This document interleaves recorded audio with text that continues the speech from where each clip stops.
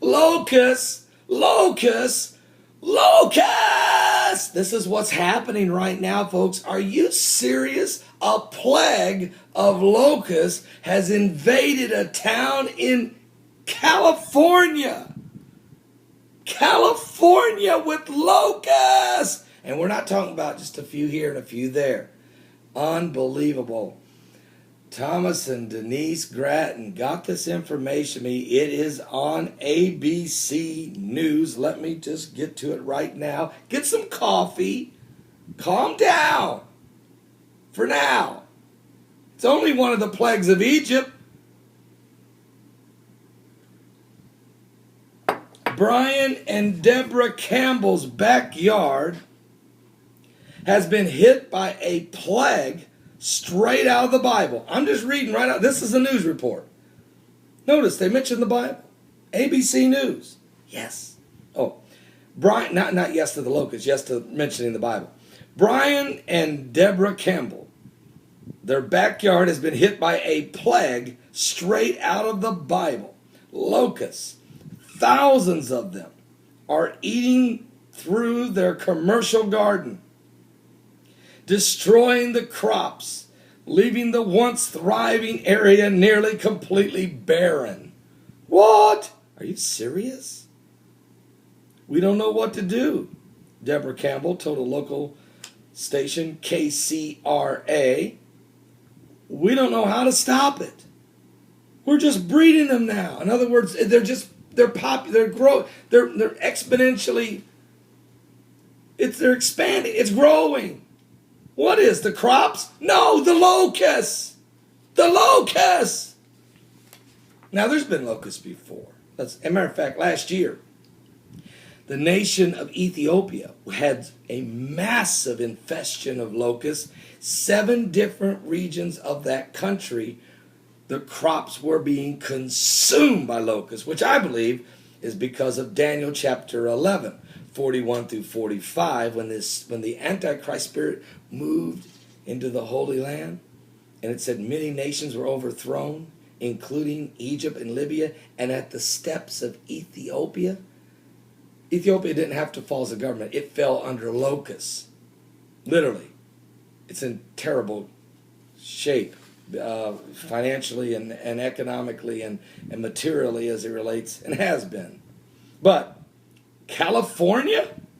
I thought we were going to have a California gold rush, not a California locust rush.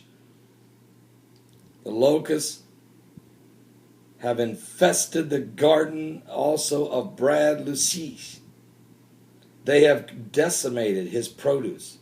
They're eating everything but the tomatoes.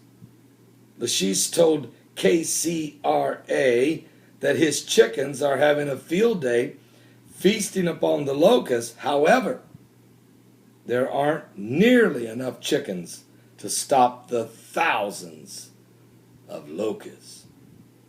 Now, as of today, the problem is confined to a relatively small area in the town of Harold, California. Harold, California. Known as the Grove. That's the name. Isn't that a strange place for God to set a plague of locusts? The Herald, California. Broadcast it, proclaim it, the locusts are here. But the locals fear that the locusts will grow and spread, infesting more gardens and threatening vineyards in the area. And may I just say for you now, your fears, you have a very good right to fear, because the locusts don't just stop.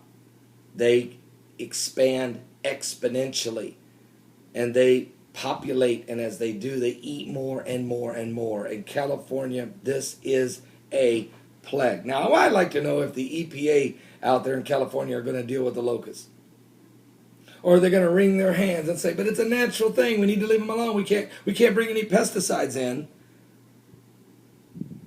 Are they going to pull a stunt like Pharaoh did and not see the spiritual significance to the plague of Egypt, the 8th plague, locusts? Matter of fact, in my book, Texas Blood Lake, we talk about all the plagues, not only that hit Texas, but around the world, including locusts.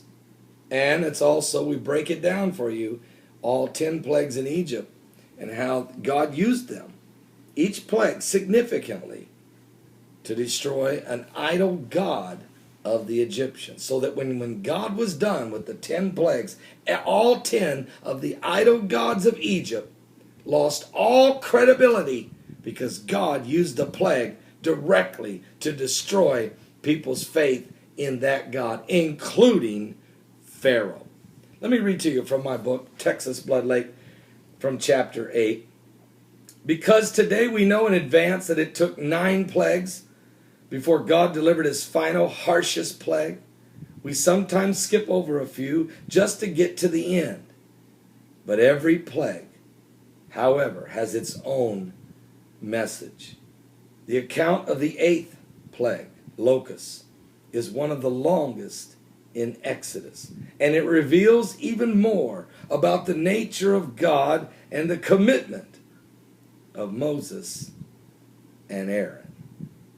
Exodus 10:1 says, "And the Lord said unto Moses, Go unto Pharaoh, for I have hardened his heart, and the heart of his servants, that I might show these my signs before him, and that thou mayest tell in the ears of thy son and of thy son's son what things I have wrought in Egypt, and my signs which I have done among them, that ye may know how that I am the Lord." There will be people say, "Paul, please don't pull that Bible out on me. This is just locusts. Locusts has been going on forever. There's more locust infestations going on right now in the Middle East than they've ever had before." I told you about Ethiopia, but last year the United Arab Emirates was eat alive with locusts. The Canary Islands was eat alive with locusts. And now California, it's beginning in a little town called The Grove, known as The Grove, a town named Harold, California. The locusts have begun. We need to ask ourselves, what is God trying to say to us? Locusts, the same time hail, baseball-sized hail, was falling in Texas. Are you saved? Do you believe Jesus is coming back? Or are you going to be one of those agnostics? Are you going to be the unbelieving atheist who doubts everything that God said? Yet you have to sit and scratch your head constantly on why the very words of the prophetic Bible continue to come to pass. The prophecies in the Bible continue to happen. You can't explain it. The Arab Spring in Daniel 11, 41 through 45. You can't explain it. The fall of Egypt in Isaiah 19, 1 through 4. You can't explain it. The absolute demise of Damascus in Syria as we speak is prophesied in Isaiah 17:1 and Jeremiah 49, 23 through 27. You can't explain it. The threat of every nation surrounding Israel coming together in a consortium or a confederacy against Israel, prophesied by David in Psalms chapter 83, 1 through 5. You can't explain it. Jesus is coming back. The apocalyptic hour is upon us. We're on the brink of the beast, the new world order, the one world government, the one world religion, the one world currency. We're on the brink of the beast. We're on the edge of eternity. We're at the apocalyptic hour, and people are still walking around blind in their sin, not willing to repent and come to Christ. I'm not Woody Harrelson in the movie 2012, standing on top of a mountain saying, "It's so beautiful." No, I am a preacher of the gospel of Christ, and I'm telling you, it's time to get born again. Send me a personal message. Go to a church. Fall on the altar. Cry out to God right where you're at. But get saved. Send me a personal message. Just title it, "I want to be saved. I want to be saved. I want to be saved. I want to be saved. I want to be saved."